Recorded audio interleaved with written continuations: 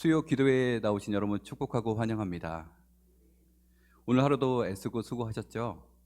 네. 네, 직장에서 또 가정에서 수고하고 애쓰셨습니다. 우리 수고하고 애쓴 우리 동역자들 옆 분들 위해 축복하며 잠깐 인사하겠습니다. 옆에 분들 보시고 수고하셨습니다. 애쓰셨습니다. 수고하셨습니다. 애쓰셨습니다. 오늘 예배 자리 나오신 여러분, 하나님의 말씀 가운데 은혜 받으시고 기도하는 기도의 제목들이 다 응답받아 가시기를 간절히 기도합니다. 아멘. 제가 존경하는 목사님이 있습니다. 제가 존경하는 목사님 중에 한 분이 김동호 목사님이세요. 여러분도 잘 아시죠? 네. 요즘 김동호 목사님께서 항암 투병 중에 계십니다. 폐암, 전립선암, 그리고 갑상선암까지 암을 3개를 지나가시는데 본인이 이렇게 힘드시면서도 새로 시작한 일이 있어요. 자기만큼 힘든 사람들 위해 위로하고 힘이 되고자 매일 새벽마다 날기새라는 새벽 기도회를 찍어서 올립니다. 날마다 기막힌 새벽이란 뜻입니다. 그게 작년에 8월 달에 1000회를 넘었습니다. 그리고 또 하나 하는 일이 있는데 에스겔 선교회를 만들어 가지고 힘든 선교사들 도와주고 있습니다. 작년 5월 달에는 이런 일이 있었습니다. 작년 5월 달에는 김동호 목사님이 섬기셨던 동안교회 청년 중에 에티오피아 선교사로 헌신한 자매가 있었습니다. 그 자매가 미국인 선교사하고 결혼했는데 그 미국인 선교사 이름이 데이빗입니다. 그런데 그 미국인 선교사가 갑자기 심장이 안 좋아져서 한국에 들어와서 급히 심장 수술을 하게 되었습니다. 그런데 이 사람이 미국인이고 외국 사람이다 보니까 이 수술이 바이패스 수술이라고 심장에 관을 새로 연결해주는 수술이래요. 그런데 이 비용이 1억 원이 넘는 거예요. 선교사가 무슨 돈이 있습니까? 그때부터 기도하고 여기저기 도움을 요청했습니다. 근데 그 소리를 김동호 목사님이 들으셨어요. 김동호 목사님이 어떻게 하셨을까요? 자기도 돈이 없어요. 돈을 드리면 좋지만 그러지 못하니까 자기 페이스북 친구들을 이용했습니다. 페이스북에 이 선교사 자매 그리고 남편 데이빗의 이야기를 올리고 후원을 요청하셨습니다. 근데 이 모금이 3일 안에 1억 원이 모여야 되는 모금이었습니다. 본인도 의심이 들었지만 그래 한번 해보자 라는 생각으로 모금을 요청하고 기도를 요청하고 모금을 하였습니다. 그랬는데 놀랍게도 10시간 만에 5천만 원이 채워졌어요. 그리고 또 3일 만에 1000명이 참여해서 1억 원이 넘는 돈이 모였습니다. 아멘. 저는 이 모습을 보면서 아직 우리 교회가 살아있구나, 우리 크리스찬들이 살아있구나 라는 생각을 했습니다.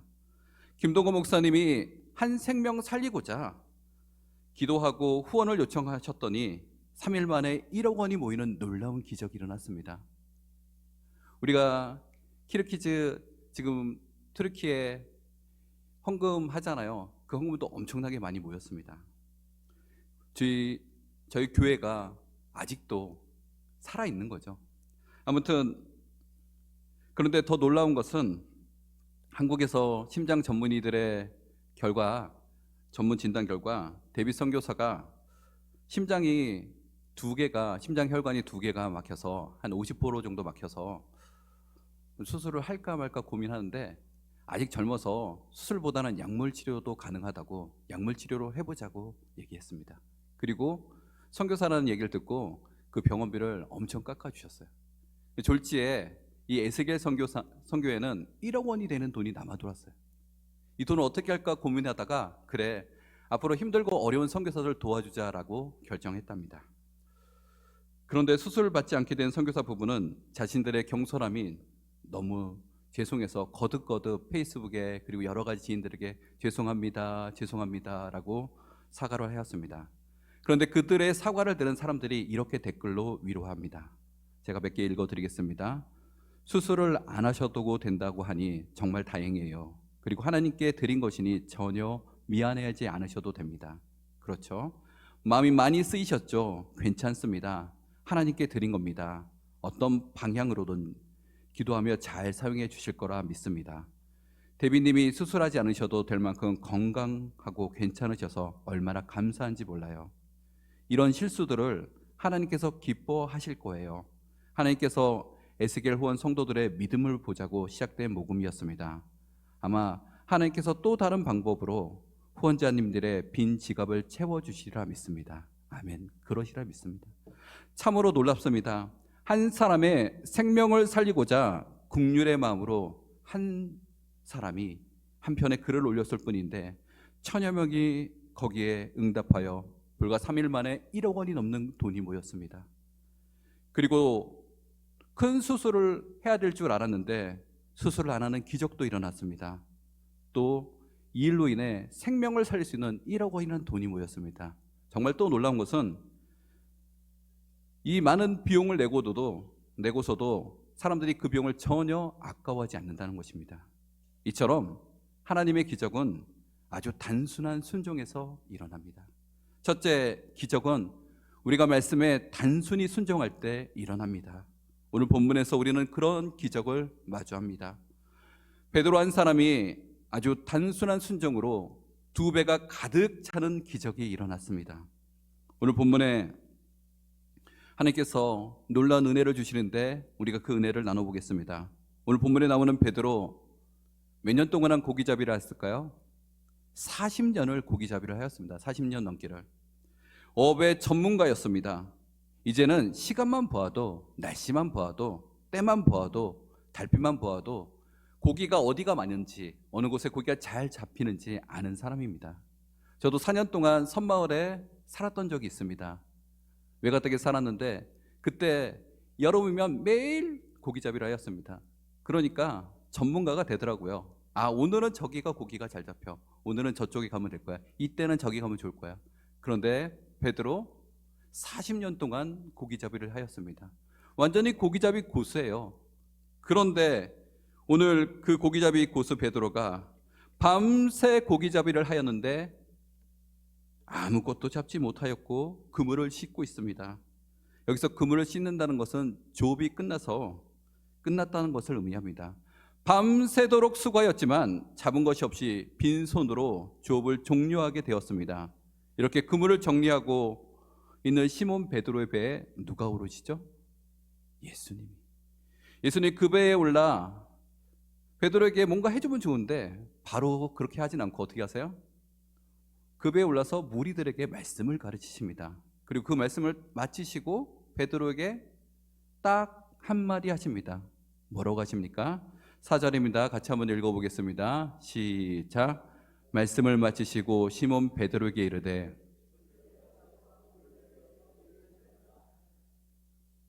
뭐라고 하세요? 깊은 데로 가서 고기를 잡으라 말씀하십니다. 이게 무슨 소리예요? 한마디로 내 말 믿고 그물 한번 던져보라는 거예요.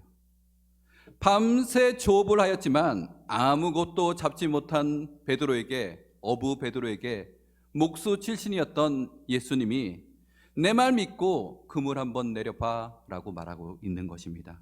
이게 말이 됩니까? 말도 안 되죠. 자기가 고기잡이를 해봤다고 언제. 근데 더 말도 안 되는 것은 베드로가 예수님의 말씀에 이렇게 대답합니다. 5절입니다. 같이 한번 읽어보겠습니다. 시작. 시몬이 대답하여 이르되 선생님, 우리들이 밤이 새도록 수고하였으되 잡은 것이 없지만은 말씀에 의지하여 내가 그물을 내리리다 하고. 도저히 말도 안 되는 상황인데 어업의 전문가 베드로가 예수님 말씀에 의지해서 그물 한번 내려보겠습니다 라고 대답을 합니다. 그리고 그대로 하였더니 놀라운 기적이 일어납니다.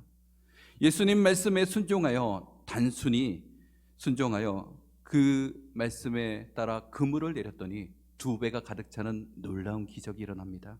이처럼 하나님은 우리의 생각과 방법을 뛰어넘어 일하십니다. 우리의 생각과 전혀 다른 방법으로 일하십니다. 우리는 보통 일을 시작할 때 어떻게 해요? 앞뒤를 재보고 계산해보고 뭔가 답이 나오고 뭔가 그림이 그려져야 그 일을 시작합니다. 그런데 하나님은 될 수 없는 상황, 말도 안 되는 상황 가운데 그 일을 행하게 하십니다.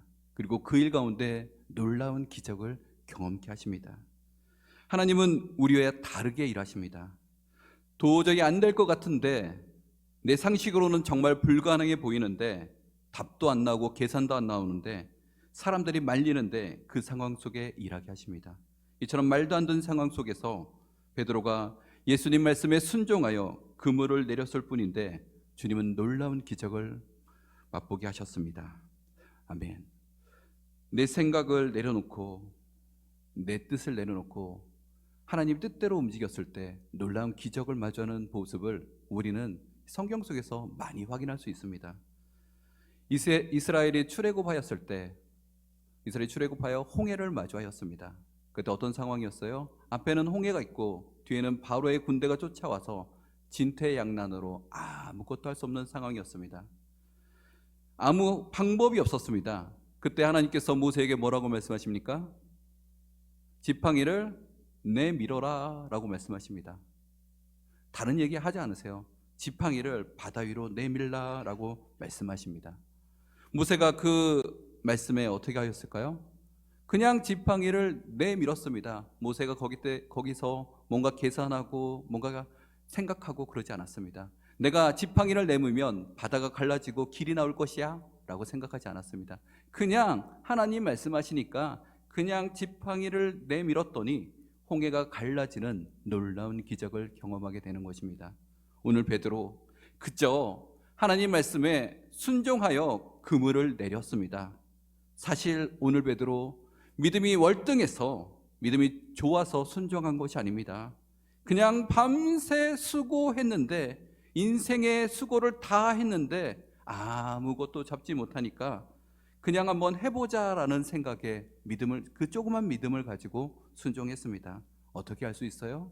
오늘 8절의 말씀을 보면 알 수 있습니다. 8절 말씀 같이 한번 읽어보겠습니다.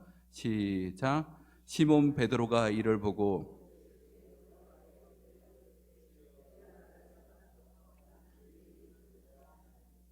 주여 나를 떠나소서 나는 죄인이로소이다 하니. 베드로가 믿음이 좋아서 예수 그리스도를 그리스도로 고백하고 예수를 믿어서 순종한 것이 아닙니다.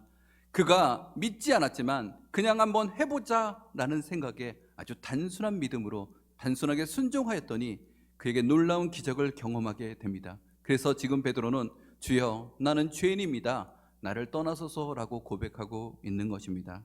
즉 베드로의 순종은 엄청난 순종이 아니었습니다. 아주 작은 순종, 누구라도 할 수 있는 그런 순종이었습니다. 이 작은 순종에 하나님께서 일하셔서 2배가 가득 차는 놀라운 기적을 마주하게 합니다. 이처럼 하나님의 역사는 작은 순종에서부터 시작됩니다. 내 생각과 내 경험과 내 감정을 내려놓고 하나님 말씀에 단순하게 순종할 때 놀라운 기적이 일어납니다. 사실 베드로 업의 전문가였습니다.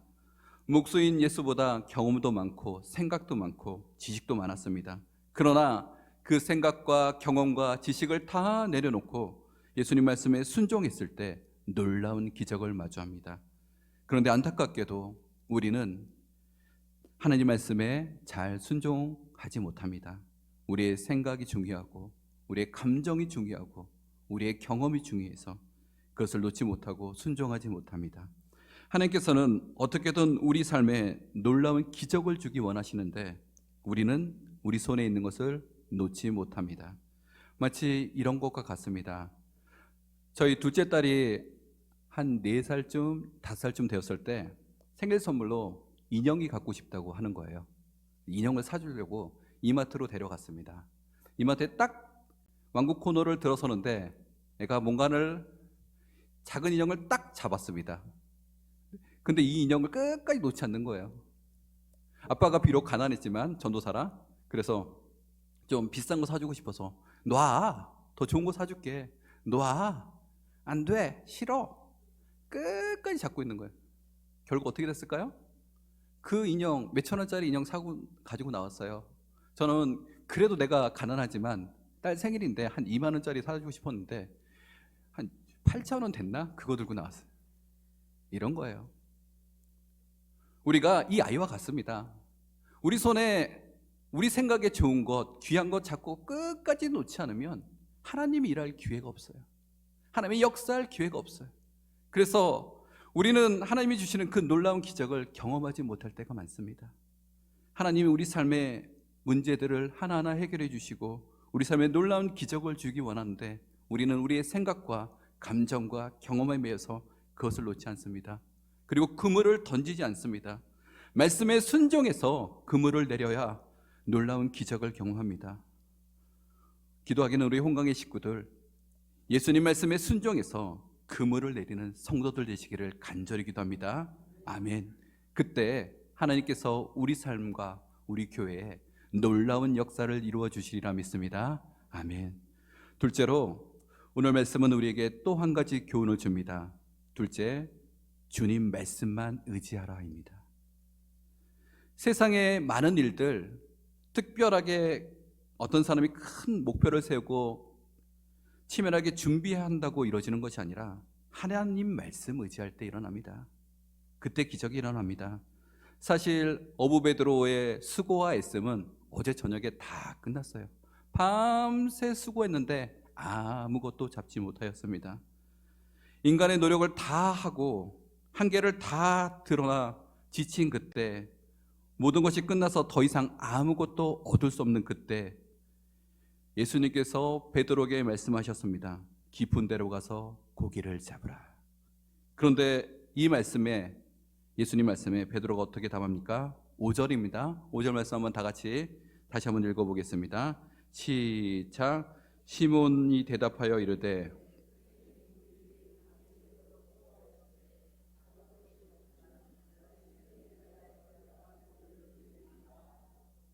내가 당신 입에서 나오는 말씀에 의지하여, 내가 당신 입에서 나오는 말씀에 의지하여 그물을 내리겠습니다 라고 베드로는 이야기합니다. 베드로는 자신의 생각과 감정과 경험을 의지한 것이 아니라 하나님, 예수님 말씀에 의지하여 그물을 내렸습니다. 여기서 말씀을 의지한다는 것은 기댄다는 뜻이 있습니다. 몸을 완전히 기대는 겁니다. 그냥 이 정도 기대는 게 아니고 내 몸을 완전히 의탁하는 겁니다. 이렇게 하고 있는데 누가 강대상을 밀면 저는 어떻게 될까요? 넘어져 다쳐서 병원 갑니다. 완전히 이렇게 기댄다는 것을 의미하는 거예요. 우리가 말씀을 의지한다는 것은 완전히 당신에게 기댑니다. 당신만을 의지합니다. 내가 당신의 말씀이 없으면 설 수가 없습니다. 내가 당신의 말씀이 없으면 내가 살아갈 수 없습니다. 당신의 말씀이 없으면 내가 살아갈 수 없습니다. 당신의 말씀이 내게 희망이고 소망입니다 라고 고백하는 것입니다. 아멘. 여러분 기억하십시오. 말씀을 의지할 때 우리가 살아갈 수 있습니다. 말씀만이 우리의 힘과 능력입니다. 그리고 우리의 소망입니다. 기도하기는 우리 홍강의 식구들, 오직 말씀만 의지하는 귀한 성도들 되시기를 간절히 기도합니다. 아멘. 그러면 말씀을 의지한다는 것은 무엇을 의미할까요? 말씀을 의지한다는 것은 말씀에 따라 한 걸음 나가는 거예요. 큰 걸음 나가는 게 아니에요. 그냥 한 걸음 내딛는 겁니다.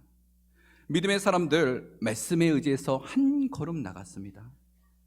믿음의 조상 아브라함도 하나님께서 내가 본토 친척 아버지의 집을 떠나 내가 지시할 땅으로 가라 말씀하셨을 때 그 말씀에 의지해서 한 걸음 내딛어 가나안 땅을 향해 나갔습니다. 모세, 하나님이 그를 시내산에서 부르시고 내 백성 이스라엘을 구원하라 말씀하셨을 때 그가 몇 번은 거부하였지만 말씀에 의지해서 한 걸음 내딛었습니다. 그때 하나님께서 그를 통해 이스라엘의 놀라운 구원의 역사를, 출애굽의 역사를 이루신 것을 볼 수 있습니다. 이처럼 말씀을 의지하는 것은 한 걸음 내딛는 것입니다.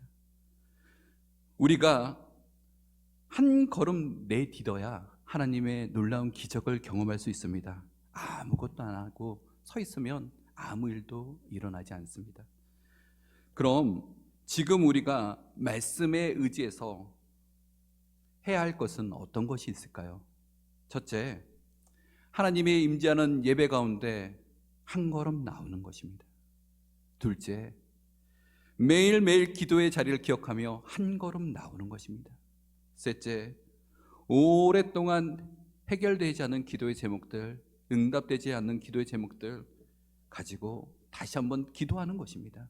넷째, 희망 없고 소망 없고 내 삶에 희망 없고 소망 없지만 하나님 말씀에 의지해서 희망과 소망을 다시 품는 것입니다. 다섯째, 더 이상 지쳐서 일어날 힘 없지만 주님 의지에서 일어나는 것입니다. 여섯 번째, 내 생각과 내 경험과 내 뜻을 다 내려놓고 주님 말씀에 순종하는 것입니다. 이것이 가장 중요합니다. 이처럼 우리 삶의 수많은 일들 가운데 주님 말씀에 의지해서 한 걸음 내디딜 때 하나님께서 나를 통해서, 여러분을 통해서 놀라운 일들을 이루시리라 믿습니다. 아멘. 우리가 오늘 이 시간 하나님 말씀에 의지해서 한 걸음 내딛는 믿음의 성도들 되시기를 간절히 기도합니다. 아멘. 오늘 이 시간 우리가 다시 한번 주님의 말씀에 의지해서 그물을 던지겠습니다. 또 주님 말씀만 의지하겠습니다 라고 믿음으로 고백하는 우리 홍강의 성도들 되시기를 간절히 기도합니다.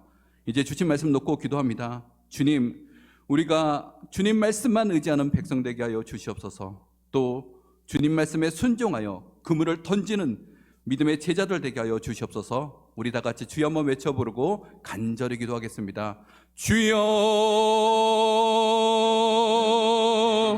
아버지 하나님, 그렇습니다. 주님께서 우리 가운데 놀라운 기적의 역사들을 계획하시고 우리 삶 가운데 주님의 놀라운 기적의 역사들을 기억하시고 그것들을 이루어 가시려고 고민하고 생각하고 이루어 가십니다. 주님, 우리가 그 주님의 은혜를 기억하며 주님의 그 생각을, 계획을 기억하며 우리가 주님 말씀에 의지하여 믿음으로 결단하며 나가는 백성 되게 하시고 주님 말씀만 의지하는 백성 되게 하여 주시옵소서. 그리고 우리가 주님 말씀에 의지해서 그물을 내리는, 믿음으로 그물을 던지는 귀한 믿음의 백성들 되게 하여 주시옵소서. 그때 우리 삶 가운데 이루어지지 않았던 기도의 제목들이 응답받게 하시고 우리 삶 가운데 쓰러져 가던 우리의 마음이 일어서게 하시고 우리의 무너져간 마음들이, 우리의 무너져가는 생활이 회복되고 치유되게 하여 주시옵소서. 그리고 주님 말씀에 의지하여 내 생각을 내려놓게 하시고 내 경험을 내려놓게 하시고 온전히 주님 말씀에 의지해서 믿음의 걸음들을 걸어가는 우리 홍강의 식구들 되게 하여 주시옵소서. 그때 주님이 주시는 놀라운 기적을 경험하는 귀한 믿음의 백성들 되게 하여 주시옵소서. 주여 함께하여 주시고 주님 역사하여 주시옵소서. 하나님 아버지, 감사합니다. 우리를 하나님의 제자 삼아 주셔서 하나님 말씀 가운데 거하게 하시니 감사합니다.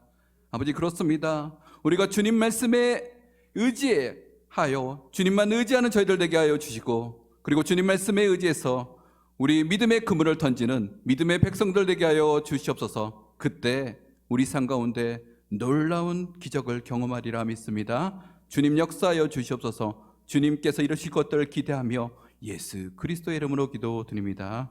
아멘.